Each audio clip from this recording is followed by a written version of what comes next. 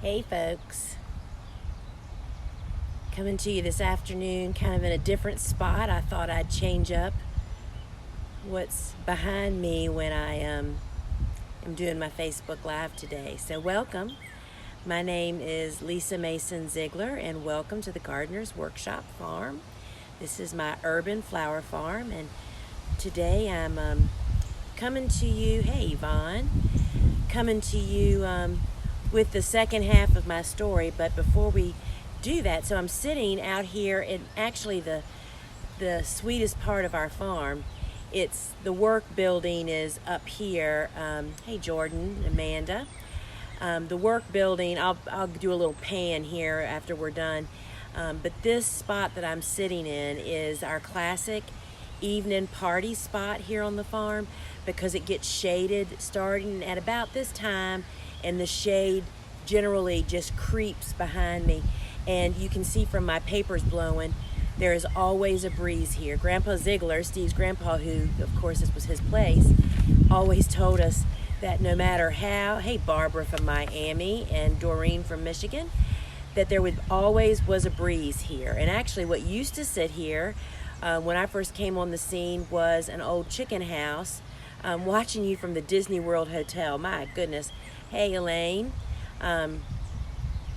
So anyway, so this is a real sweet spot, and I just thought I'd come to you at a different place today. So I want to just make just a couple announcements before I get started on the second part of how I got to where I am today. Reminder that we are having that open farm on June 29th, 2019. That's a Saturday. We only do once a year open farms, and we welcome people from all over the country, and we'd love to have you come. It's from 9 a.m. to 2 p.m. and I do ongoing tours with demonstrations kind of in the tour. It'll be a really, really great time. And so that's on June 29th, 2019 from 9 a.m. to 2 p.m. And you can find more about that on our website. And you don't need reservations. It is a free-for-all. So please check that out. And then you may or may not have, hey Susan from Arizona, or Arkansas, sorry, that I'm doing a surprise Facebook Live this week, and I have a co-host. I'm really pleased to announce that Dave Dowling and I will be doing a Facebook Live on Thursday at 8 p.m. Eastern Standard Time, and we are talking about selling more at markets. It's just such a timely discussion to have, right? For so many people are at farmers markets, and there are just really things you can do to change up how people see you and your booth. So please join us on Thursday at 8 p.m. Dave and I will be, hello Cami, my niece. So join us at 8 p.m. on Thursday for that special Facebook Live with Dave Downing, and we have a really big announcement to make, y'all, so please don't miss it. You're just gonna absolutely love it. And I've been getting a lot of requests from folks about wanting that PDF that was a giveaway a couple Facebooks ago of making the most of your cut flowers. It's all about conditioning flowers. Well, you can still get that if you go to my website, thegardenersworkshop.com, and right at the top of the page it says sign up for gardening resources. It's our newsletter sign up. Well, when you click that, and the little box will come up and it'll say that's the resource that you'll get, is making the most of your cut flowers. So it's a beautiful PDF and has the steps to condition flowers and some other tips. So we really want to share that with you. And also, just always, y'all are so good about liking and sharing the broadcast. That really helps me with Facebook, and it's working, y'all. They show my stuff to so many more of our followers now. So we just really, really appreciate that. So welcome. We have people coming on. My name is Lisa Mason Ziegler, and welcome to the Gardener's Workshop Farm. And today's broadcast, I'm going to tell you the rest of my story. So a couple of, you can find the previous part one to my journey on my blog at thegardenersworkshop.com. Just go to Lisa Lives on the blog and it'll come up. But basically, I left you with, and I see the sun's coming through a little bit on me. Basically, I left you with how I had started the Gardener's Workshop, and then hey Carol, it is a great day to be in the garden with Lisa. It's a great day for me to be with you guys too. So I kind of left you where I had started the Gardener's Workshop, and I began it as a direct sales company, kind of like a Pampered Chef. Well, it was like Pampered Chef. And how I'd realized I'd made a grave error choosing that business model for a multitude of reasons. And then I got cancer, and that allowed me to really, it saved me because it made me wake up and say, what the heck am I doing? And so Suzanne and I changed business models. We closed down the Gardener's Workshop as a direct sales company. That would have been, I started it in 2005, started farming in 98, launched the direct sales company in 2005, just took me away from farming. I was suffering bad, y'all, withdrawal from farming. And then I got cancer at the end in 2007, I think it was, or 2006. That's when I decided that we weren't doing that anymore. And we changed our business model to what the Gardener's Workshop is today. An online store just selling the things that I use, the same seeds that I plant and the tools that I use. So that took Suzanne and I about a year to really cut loose. You know, we had all those sales reps. They weren't working for us. They were, you know, consultants. And it took us about a year to break our ties with all of them and to fulfill our obligations. And then the number one thing on my mind was getting back to farming, right? So I was back in the game, and I was so looking forward to it. But I had really kind of let my flower farming business go, just meaning customers that we had really I had built up prior to starting the Gardener's Workshop business. Kind of, you know, we stopped going to farmers markets, and the florists that I was selling to, I had probably, we did a big farmers market back then. Before the Gardener's Workshop, I was a vendor at the Williamsburg Farmers Market, and that was a really big market. So once I left the Williamsburg Farmers Market, I knew I would never get back in. There was such a demand. There was a waiting list of flower people to get in there, right? So I had to get back in the game, I had to start rebuilding my flower business, and that really kind of just put me back on the ground floor. And it really went kind of smooth because, first off, our florist still checked in with us occasionally. Sorry, y'all, the sun is kind of peeking through one of my trees, so I see my face. I'll kind of lean over this way. So I went back first to all my customers. Hey, Janet and Jessica. I went back to all those previous flower customers that had become our good customers and reconnected with them. And of course, they were at the top of our list. So then, so that was like 2008 and 2009.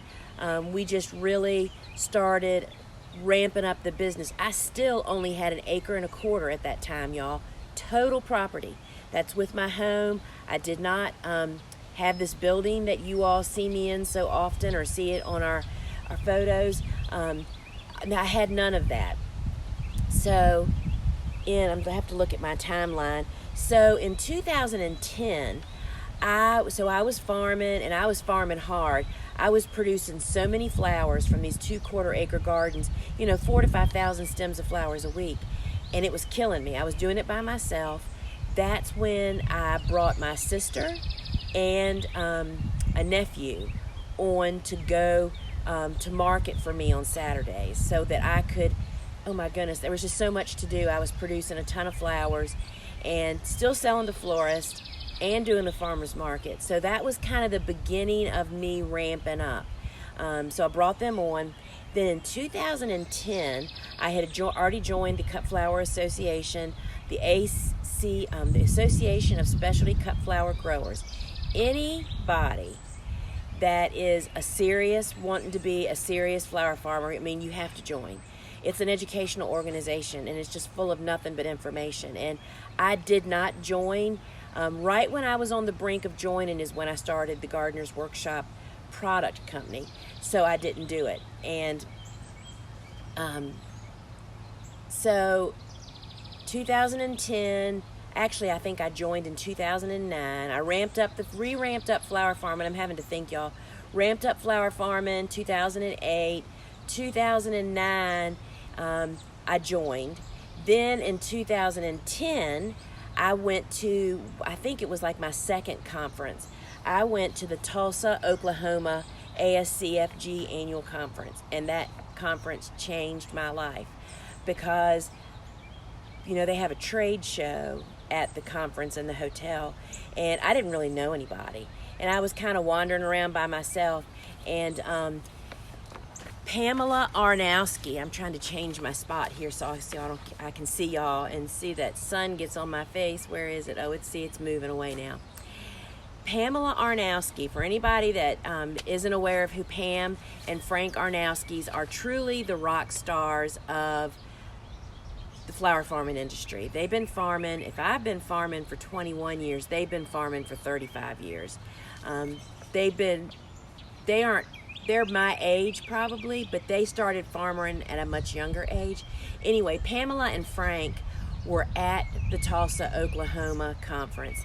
And I was wandering around at the trade show, and Pamela, who's much like me, just very approaching anybody, and just starting up a conversation. She walked up to me and said, "Hey, aren't you that girl that lives in the city and has an urban farm?" And she didn't call it an urban farm because that's like the buzzword now, right?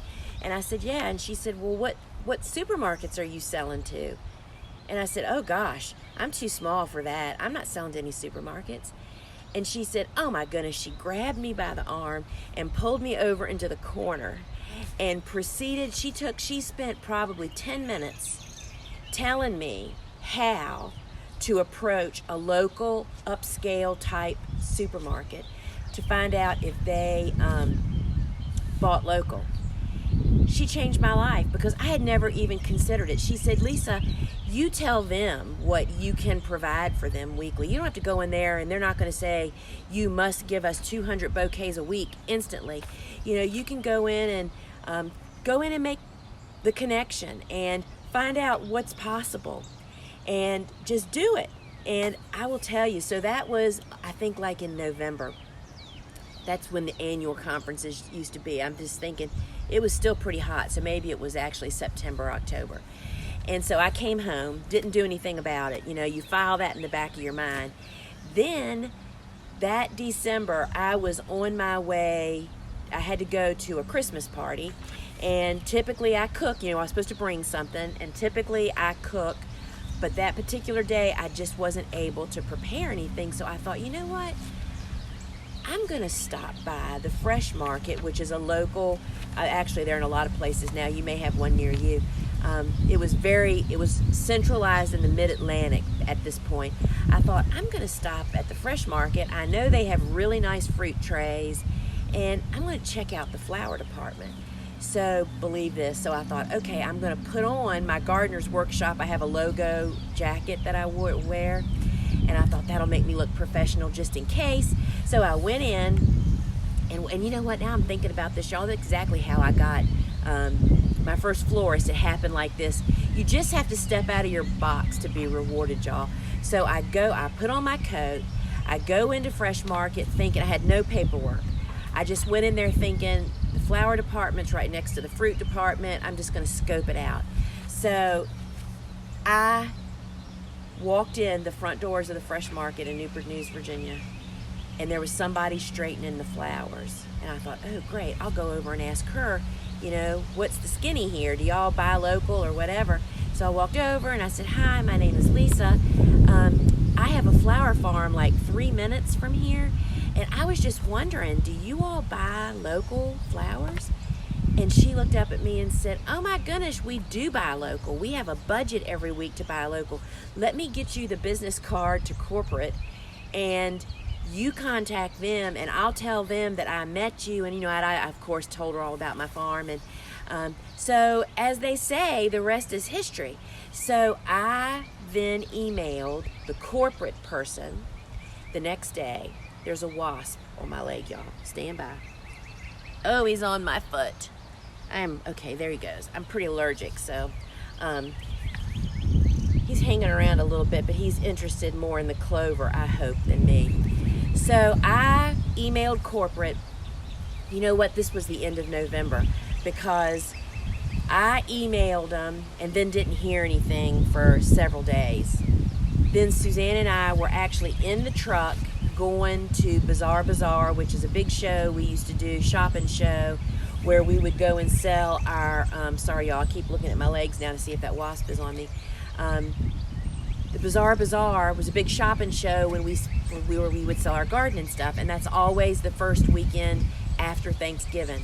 So I had emailed Fresh Market and never heard anything back, and I thought, yeah, great, I'll never hear back from them. I'm too big, I'm a BB in the Astrodome, right? There's not enough. So Suzanne and I were in the van driving to Bazaar, and my phone rang, and sure enough, it was this lady from corporate saying, well, we are really interested in talking to you. Our salesperson manager told us about you, went to your website. We love your style of flowers, da-da-da-da. And that was the beginning of our relationship. In the beginning, I just sold to Newport News. And then as my business started ramping up, which I'll tell you in a minute about how I got more property, as I ramped my business up and figured things out, they had here, I knew I didn't want to go, I would go from Virginia Beach to Williamsburg. I knew that Virginia Beach and Williamsburg are both really metropolitan, lots going on, high volume florists because they're doing lots of partying. And then I also sold in between those. So when the beginning, for the first year, I just sold to one store. The second year, I started adding more stores. Then the third year, I actually took on yet another supermarket chain, Harris Teeter's, and did the same thing. I told them, they have rules that you have to follow as far as business information, but as far as what stores and what you offer. So anyway, so what also happened right after, so I went to Tulsa, Oklahoma in 2010 and got the supermarket bug. Hey, Sarah from Illinois. And so then, believe it or not, y'all, that in 2011, I never dreamed this would come true. So many of you know I live in the middle of the city. There was attached to my property a 40-acre horse boarding farm. Well, first off, I never even allowed myself to dream that I would be able to buy a piece of that farm, because what happened is what we'd been told, kind of through Oliver who owned it, but also from friends that were realtors, that if Oliver tried to sell any of his farm, he would, because of city regulations, if he wanted to subdivide any piece, he would have to curb and gutter the entire perimeter of his farm, which would have been, it wouldn't have been worth him selling it. So I kind of always had that in the back of my mind, and he wasn't real interested in selling any of his land, even though we were very good friends. We went to church together and we were fence buddies. He really helped me a lot in the beginning, figuring out how to farm and live a life beyond.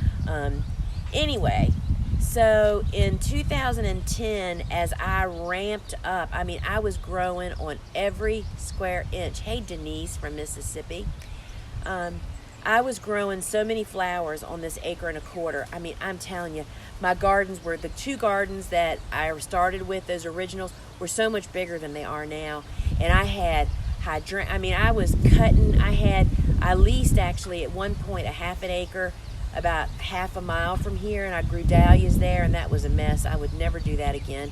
You think it doesn't sound like much of a problem to have your other garden 1/2 mile away, but it was a booger, and unless you got a lot of help, it's really hard to do. Anyway, so in 2010, Oliver's daughter started to come visit. She hadn't been around for a long time, and she's kind of a real estate-y kind of person, and she's a library worm.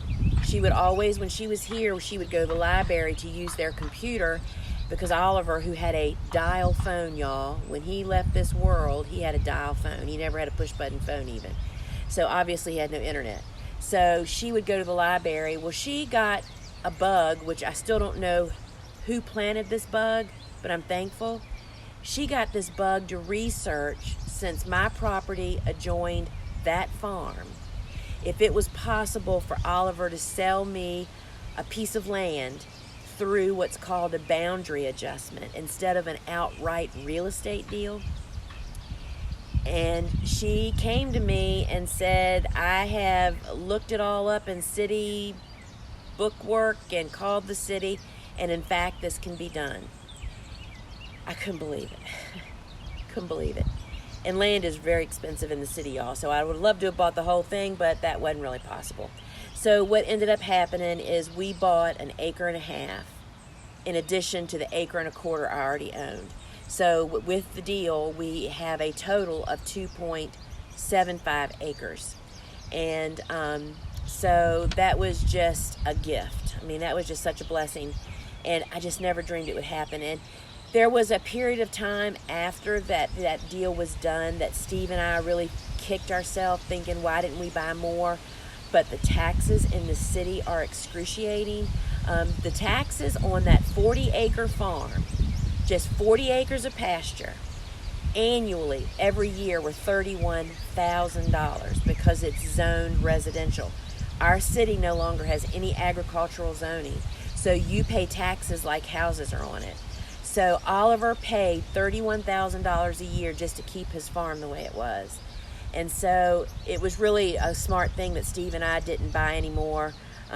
We were very happy with what we have. So we bought the land, and a lot of things happened. When I bought that land, a lot of stuff happened. So I already had a little bit of help here on the farm, and we were pushing on this acre and a quarter. I had 2 quarter-acre gardens plus a little extra, and we were hand making beds. We were mulching by hand. I didn't have it. We did have an old track, my dad's old tractor, and it could bush hog and it could plow, but you can't. It wasn't a hydrostatic, meaning it's a I don't know what I mean. It's got gears. It's got a clutch, so you couldn't really use a tiller.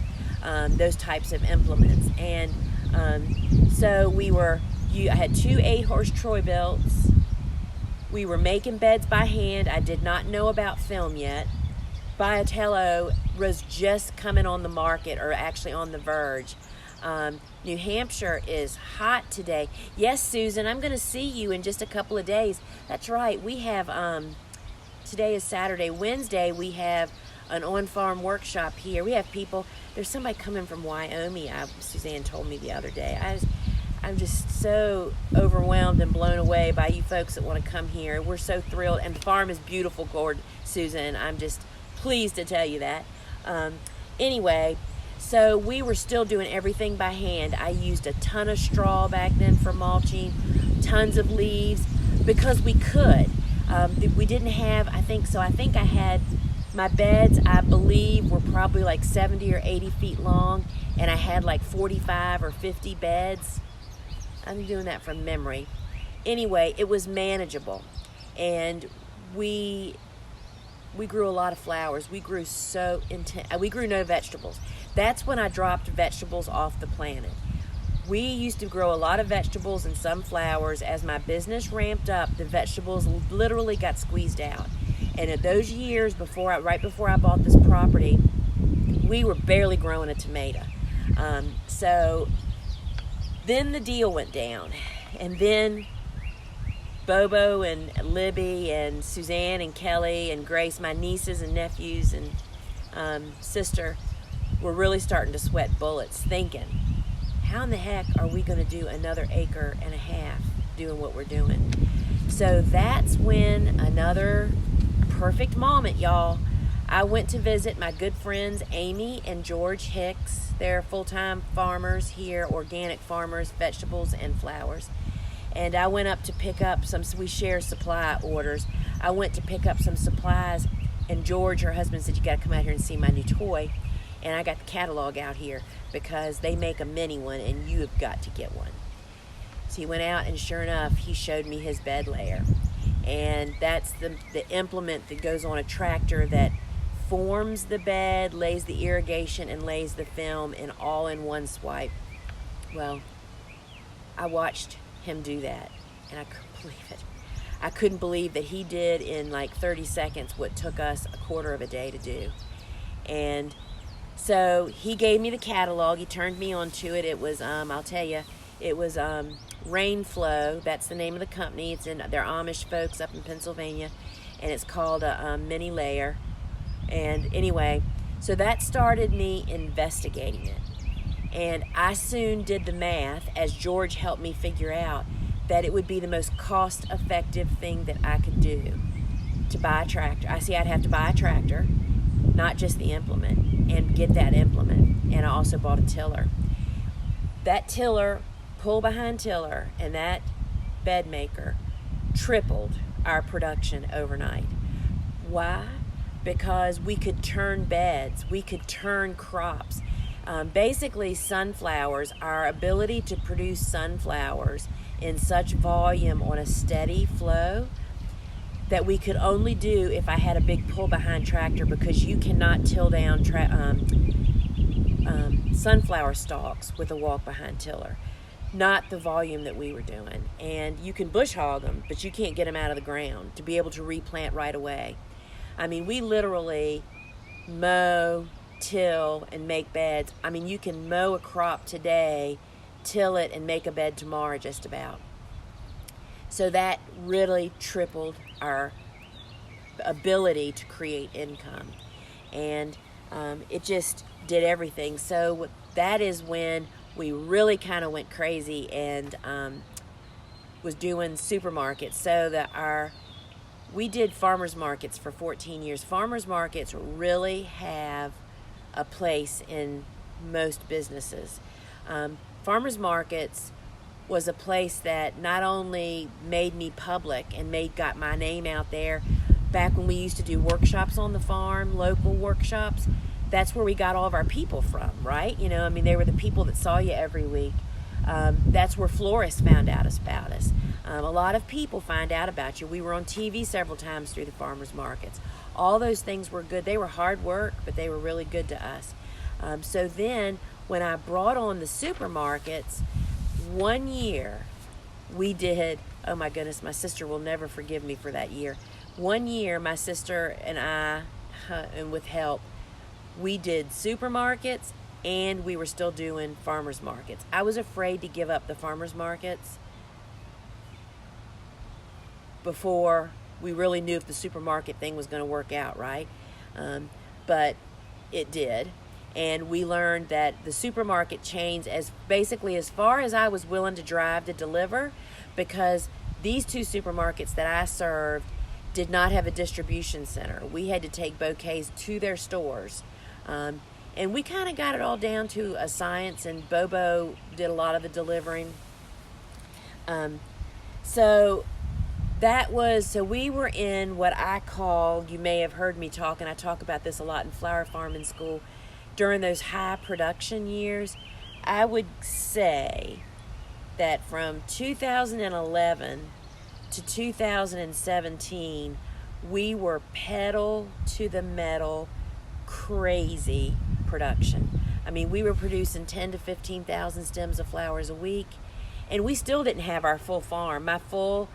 So 2 and 3/4 acres. Of course, my building's on there, my home's on here. I would say that my house and this building and the driveways probably take up a half an acre. So the rest of it was in garden, but we were never able. It's too much is what I'm saying to people. I say this because people often think that they don't have enough space.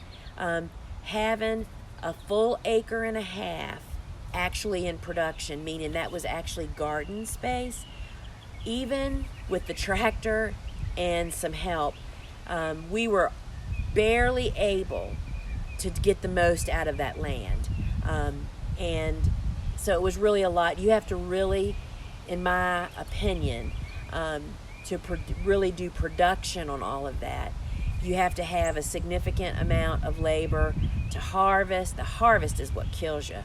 And then have the markets. We had the markets to get it out between the supermarkets and our florist, our members only market here on the farm, our bouquet subscription. We were moving a lot of flowers. And my goal in my mind, I'm always thinking, and I'm thinking 5-year chunks.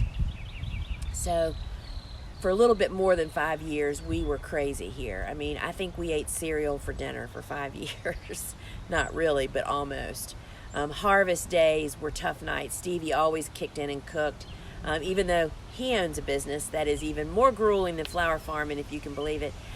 So he shared that load and got us through. I'm just thinking back to those times when Suzanne and I looked through photos of the volume of flowers. We used to plant 12,000 Lisianthus. Holy cow. It was a lot. So anyway, we did that for 5 years, and so I tend to think in 5-year, wait a minute, I gotta look and see what time it is. I tend to think in 5-year chunks. As you get older, I am 58. Yeah, I'm 58. You start to think in that kind of window. So I knew for 5 years, which actually it allowed me, that when I bought my John Deere tractor, it was a 5-year 0% finance deal. So I said, okay, when I pay for this tractor, then I'm going to be done with this crazy high production business. And I will tell you that getting that tractor and that tiller and that bed maker allowed me to plant 26 weeks of sunflowers.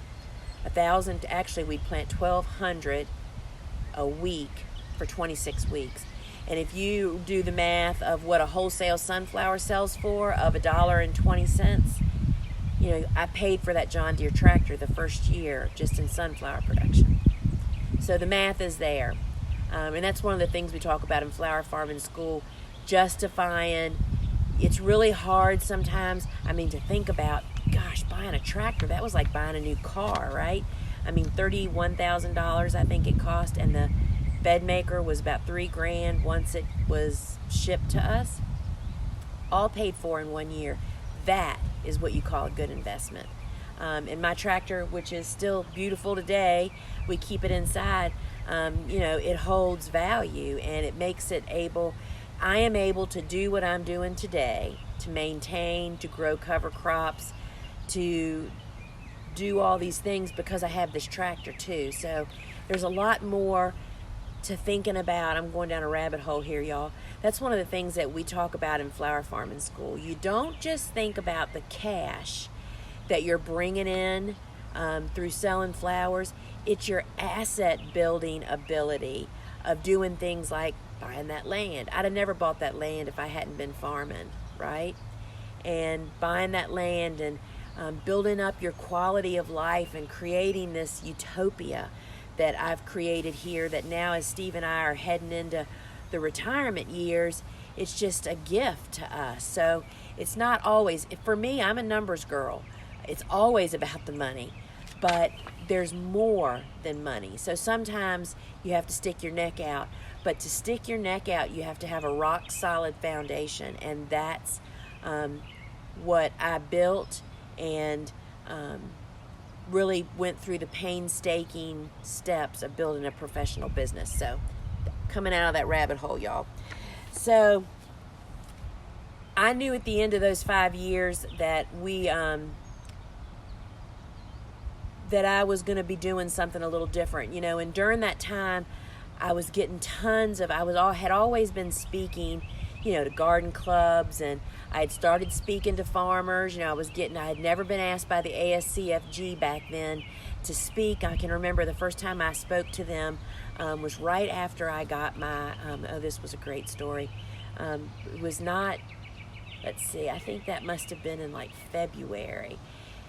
So I must have gotten the bed maker and tractor the year before. And so they asked me to do a program. I don't remember what the program was about, but there was a video of my bed maker. We put it in the program. Suzanne and I figured out how to do that, because back then we didn't have all these technical tools that we have now. Anyway, so I go down there. I was so nervous, y'all. I mean, I'm like the new kid on the block, and I mean, although I'd been in the association, I wasn't, I had never spoke to a bunch of farmers. I assume everybody knew so much more than I did. So I did the program, and getting up in front of that room of a bunch of those farmers, it was at NC State, and getting up there, and my program went great. And when I got to that slide of that video of me doing the tractor and making the bed, I mean, the crowd just loved it. I mean, I could tell people were like, it just wasn't widely known about, right? This is just the greatest story. I had forgotten about it. After that, at the end of that program, it was like, I don't know if we were breaking for lunch or whatever. First off, a young couple came up to me, and it was Steve and Mandy, and their last name just escapes me. They're Three Porch Farm down in Georgia or South Carolina. And they came up to me, and she was about in tears, and she said, "We are just like you. We have been doing everything by hand, killing ourselves, and we are going home to buy a tractor and a bed maker." And I mean, it was just the most affirming thing I had ever done. But better than that, I got 2 marriage proposals, y'all. Because I made the statement in my program that I now understand why men want more than one tractor. Why they would like to have like 1 to 3 tractors. I'd love to have 3 tractors. Because changing implements is the hardest part on a tractor. That's where most farmers get killed, by the way, is the implement business. That I said that in the program, that I totally want 3 tractors, and I can't wait till I have them. And that sparked 3. One guy gave me his business card and said, "If you ever kick Steve to the curb, give me a call." Anyway, that was a great story. So I started speaking then, and I really loved it. I was still doing that during this high production years, but I could only do it in the off season, like November to February. I was still kind of working here on the farm, but not, it's the harvest season, right, that takes us out. So when I started, I was halfway through that 5-year lot of high production, and I was really loving speaking. I thought, how can I really ramp up the education part? I just love helping other people and empowering them and sharing what we do here. And so then the other thing y'all may or may not know about me, and I see the sun is, let me just back up just a little bit here. The other thing you may not know about me is that I am severely dyslexic as well as learning disabled. And dyslexia really is what gives me the gift of gab, y'all. For anybody that's got dyslexic kids that are struggling, you just need to tell them that we have something that everybody else envies, and that's the ability to do what I'm doing right now, to free-form talk and talk from passion and love. And that's something that people that don't have it are terrified. They say that people are more afraid of speaking publicly than dying. Anyway, another rabbit hole, huh? So because of my handicaps, I never dreamed that I would write. I couldn't spell. Literally. Couldn't spell. And I never really realized that until my first job many years ago. And the guy, my boss, who I love dearly, Dr. Huddleston, started red penning. I was hired as a receptionist. That was my previous life. I was a dog person. And he started red penning my notes. That's all the receptionist at a vet office does, is take messages all day long for the doctor. And he started red penning me and helped me and brought it to I didn't even know I couldn't spell. That's how bad it was. I got pushed through school. I barely made it out. I felt like I was in jail. That's how people with learning disabilities and dyslexia feel. We are terrified, embarrassed, and trapped feeling most of the time. And so you just, that's why we acted out in school. Anyway, so he started it. Well, he started helping me.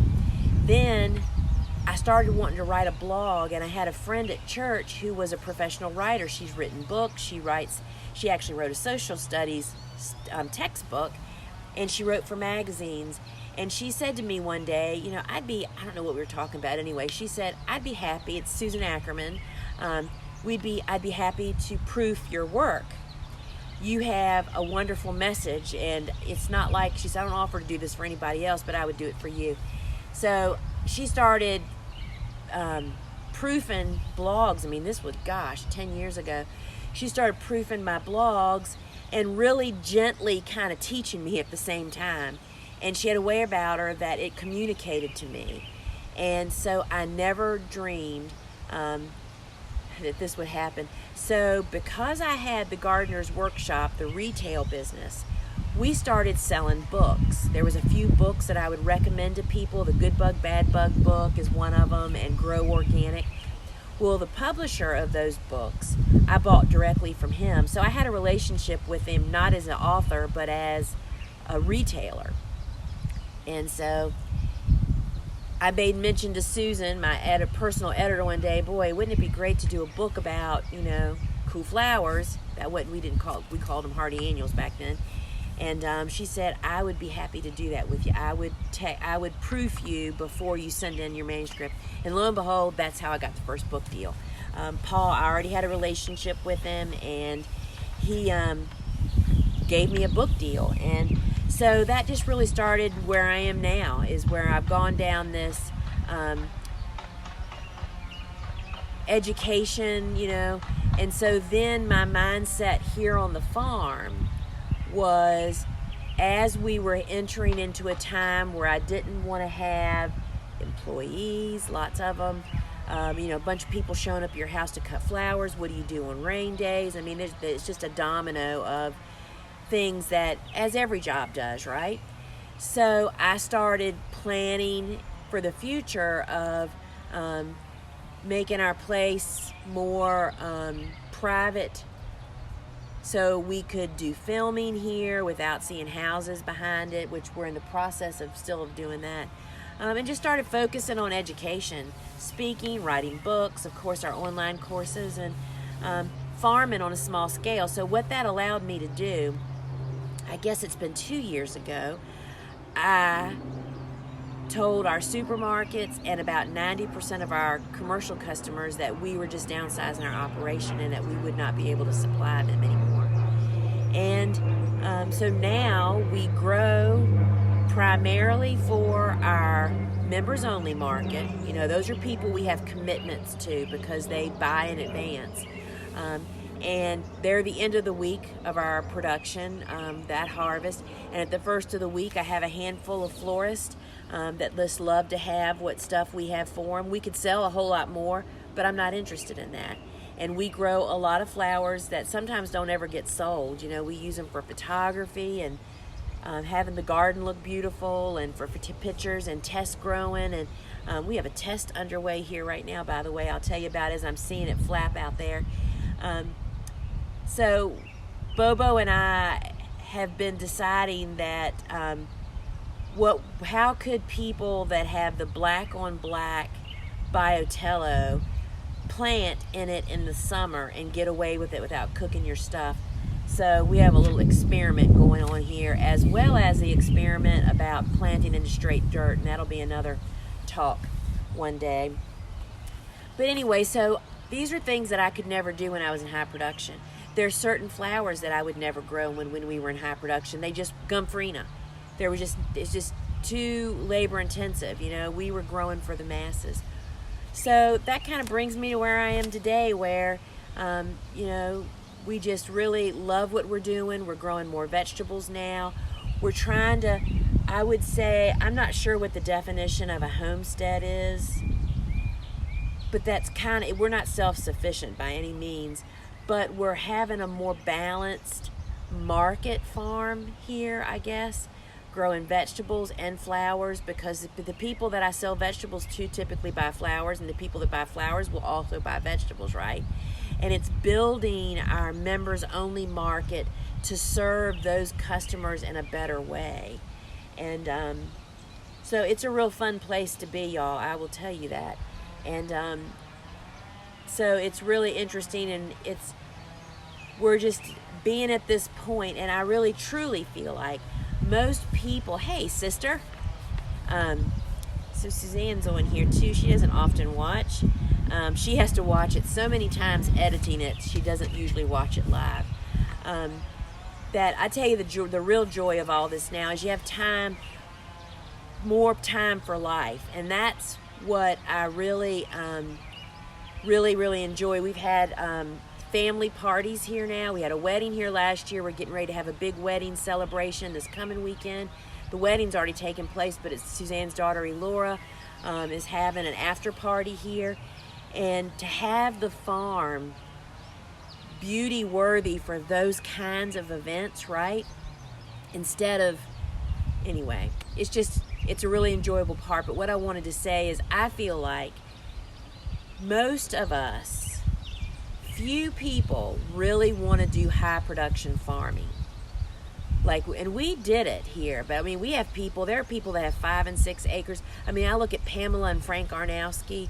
I think of Steve and Mandy. They're doing a big business. And Steve and Gretel Adams out in Ohio, Sunnyside. There are wonderful high production farmers, but I think that there's an amazing market and for so many people to do where we have reached right now, where this half to 1 acre, having 1 acre, if you have a tractor, really allows you to cover crop and just do a lot of fun stuff. A half an acre is perfect. And I feel like that's the fit for most people that want to be a flower farmer. Most people have kids. Most people have a life. And I just can't tell you how enjoyable it is. And Dave and I, so let's get back to, that's kind of my story, y'all. So and then here I am today. So the Facebook Live, it's a special event on Thursday, June 20th, 2019. Dave Dowling and I are hosting, talking about selling more at the market. And for any of you all that are not familiar with Dave Dowling, he makes me look like a dummy in flower farming. His noggin is so full of great information, from growing bulbs and perennials and woodies and in hoop houses. I mean, he is such a giver in our industry. He's been the president of the association for several years.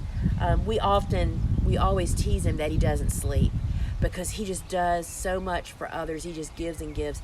Anyway, he and I are doing this Facebook Live on Thursday, talking about selling more at your markets, things that are basically free or inexpensive that you can do to just sell more to where you are right now. And we're making a really big announcement, and y'all are gonna just love that. So don't miss out Thursday night. Please like and share this broadcast. That'll save it on your feed as well as help us. Our open farm is coming June 29th from 9 a.m. to 2 p.m. We're so happy to hear there are just people coming from all over. We would love to have you here for the day. You're welcome to come spend the day. No pets, please. That'll be a really great thing. And if you are one of the people that asked me about the PDF of that, making the most of your flowers, it's about conditioning flowers. Go to my website, thegardenersworkshop.com. Right at the top it says sign up for gardening resources. That'll sign you up for my garden news, and you'll get an automatic reply with the PDF.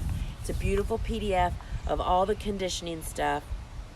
So I enjoyed being here with you today. It was really great to sit here and out here in the breeze. Abigail, I'm just now looking, I'm going to scroll through the comments. Abigail, we're in Virginia. We had people drive from Louisiana and Texas last year. So girl, North Carolina, you have no excuse. So I'm going to scoot up here and see if there's anybody asking. Actually, I think I'm going to pick this up, y'all. Stand by. I didn't bring any water out here. Let me see how here we go. Oh, you're welcome, Sue. Hey, Rhonda. Rhonda, who's watching, is a friend of the farm, and she's going to be manning the native border here for our open farm. Thank you, Jenny. Oh, Susan, we can't wait to see you and Sam. I used your vase that she made for me in church the other week. Let's see. Hey, Jenny Cass. I'm just trying to... because my phone is long ways, it's harder for me to see the comments. Michelle, you can definitely make money flower farming. You just have to get your business in order, get your foundation right, find the right market for you, and then grow the right stuff. Grow the stuff that sells. That's what we're all about in flower farming school. I mean, people tend to grow what they love. That has nothing to do with flower farming. Let's see. Hey, Martha and Kathy and Laura and Susan, Diane and Katie, Denise and Lori. You must do better selling to stores instead of subscriptions. No. So, Lori, that's a great question. She just asked, is it better to sell? If you notice, I listed like 5 or 6 different ways that we sold flowers. We did all those at the same time. Different avenues of selling typically have different times of the week that they want the flowers, and so we always had, because we produce so many flowers, we always had our fingers in 5 different pies all the time. So we had members only market, bouquet subscriptions, we sold to florists, we sold to supermarkets, and we did farmers markets, some of them all at the same time. And that's part of what you have to figure. I'm not saying you should do all of them either. You have to figure out, there's a process for you to figure out what fits with your life, your family, and where you live, what is available to you. So that's just really one of the things that we hone in on and help you figure out in flower farming school is, everybody tends to want to copy what other people are doing. But let me tell you, it can be very different for people. So all of them are good for different people. Hey, Sarah in Illinois. Let's see. I stepped out of my box by offering subscription and raised my prices to what they were worth instead of underselling my stuff. Exactly. And I tell you, sometimes if you do something, if you go off, you didn't know what you were doing, you've been selling bouquets for $5 and you're now realizing, holy cow, they should have been $15. Sometimes you have to pull back from a market and go a different way for a while if you have to. I mean, there's ways to get figured out. Let's see. Thanks, Jessica. Did your florist ever take exception to the fact that you were also selling direct at the farmer's market? If so, how'd you overcome that? Well, first off, Jessica, you sell wholesale to florists and sell retail at the farmer's market. So no, and I will tell you that what we sold, the prices that we sold at farmer's market were not always double what the florists were, but it was close. So there was no conflict with that. It's when people sell cheap at farmers markets and then offer that same cheap price to florists and they wonder why there's trouble. Well, I'd be mad too if I was a florist over that, right? All right, I'm trying to... Thank you all for the kind words about the videos. So it is beautiful here. What was that? Thanks to you, we had a sell out at the market. Heather, I got to read the rest of that. Hey, Lisa, greetings from Tennessee. Thanks to you, we had a sellout at market this morning, all by young coworker. Oh, I am so happy. Heather attended flower farming school. And y'all, Dave and I will talk about school online courses in our talk on Thursday night about flower farming school a little bit. But anybody that I didn't understand how online courses work. It is such a great way to learn. In addition to having access to the experts, excuse me, you get time to watch the videos and then ask your questions later on. And it's just a great way to learn, and we'll talk about that. So I don't see any more questions on here. I am going to turn this around so you're not looking at me. And so that's what I've been looking at, y'all. I'll just turn this around and give you a look. I don't know if Mark's still on here, but my neighbor's honeybees, that buckwheat right there is like almost chest high to me. It's so tall. Here's my bean patch. Are those some beans? That's 3 beds. They've grown together. We have so many rabbits here eating beans. That's why we plant so many. We have to have enough for everybody. And look at the Lisianthus. It is, you can't really tell. Let me go down this side. The first bloom is blooming. I don't want to walk down there. I don't want to risk losing you. And our dahlias, I haven't netted them yet. And that's a whole story in itself. But because of the cool temperatures and all the rain we've had, they're just gorgeous right now. And so this is kind of where I'm coming to you from. And there's our beautiful little inn that's been on the cover of 2 of my books. So, oh, look. And speaking of my tractor, she got her tiller worked on maintenance today. So I enjoyed spending time with you guys today, and hope to see everybody. Please share about the Facebook Live on Thursday, especially in I did share it in a couple of closed groups of farmers, people that are selling at farmers markets. But if you have one, please share it, because it'll be a really, really great session. And until we meet again, guys, like and share this.